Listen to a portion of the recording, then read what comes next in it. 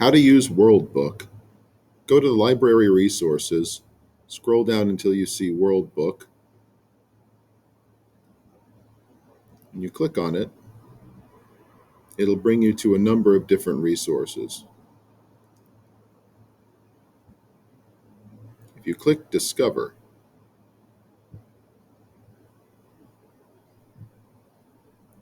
it will allow you to search all different topics when it brings you to the page.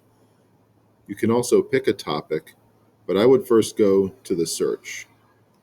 If I search water crisis and click enter, it will find a couple of different results for you.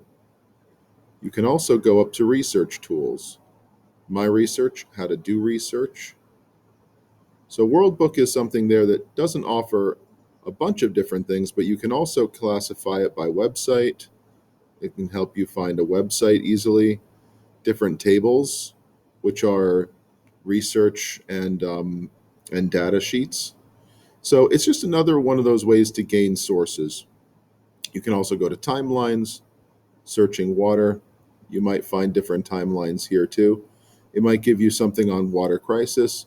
So again, this is a little bit like Britannica. It doesn't go super deep, but it's another great resource to use that'll give you academic results right away without having to filter through anything.